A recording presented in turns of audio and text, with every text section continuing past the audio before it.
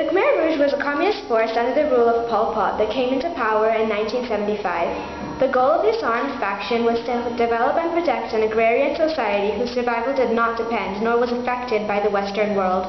According to Lisa Smith, writer of an article on Cambodia's years of suffering, any who opposed to this vision exhibited Western behaviors were often tortured, marginalized, or killed.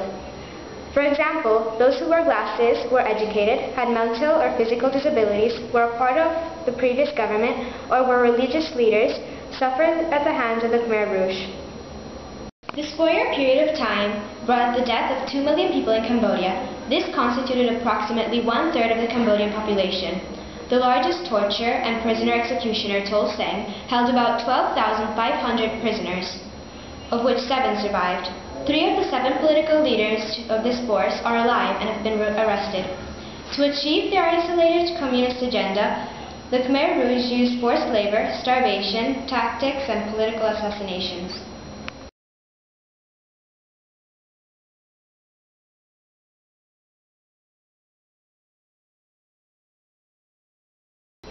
Today there are thousands of orphan children in Cambodian villages, many of whose parents were killed by the Khmer Rouge on false charges or petty crime. Orphans were overworked and underfed. The absence of electricity, toilets, roads, and transportation made life in Cambodia even harder. The most common structure in Cambodia were huts and shacks. Many children did not have toys, but in Cambodia under the Khmer Rouge there was an abundance of guns that often served as substitutes.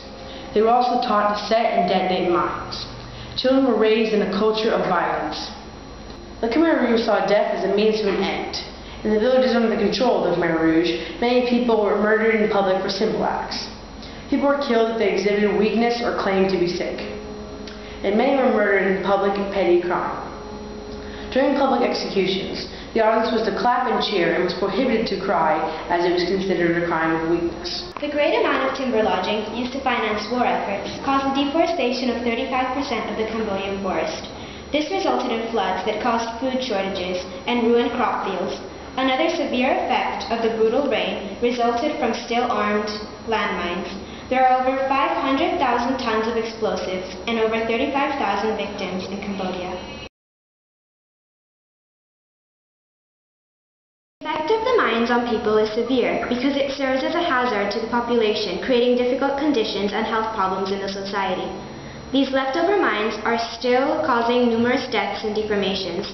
Cambodia holds one of the highest rates of physical disabilities in the world. 20% of all the villages in Cambodia are still in danger because of these landmines, while the remaining 80% is often affected by the consequences of active explosives. When injured, the individuals are often isolated and may have to wait for hours before help arrives. According to the ICRC statistics, 25% of the victims reach the hospital within 6 hours, whereas 15% do not reach the hospital for 3 days. The estimation is that the other 60% is most likely to die because of severe injuries, most commonly from loss of blood. 87% of the surviving victims are males over the age of 15.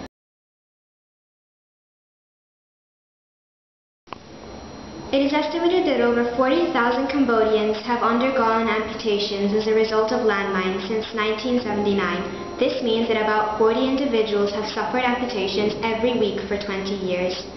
It is possible that to free Cambodia from all the landmines may take up to 100 years.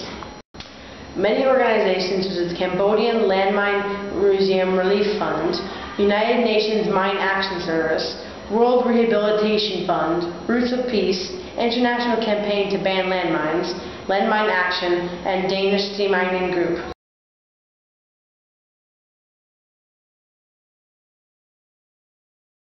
Put great effort in detonating landmines and making areas safer, therefore saving millions of people, and not solely in Cambodia, but all over the world where help is needed. Donations can be made through all of these organizations. Every small donation can make a huge difference.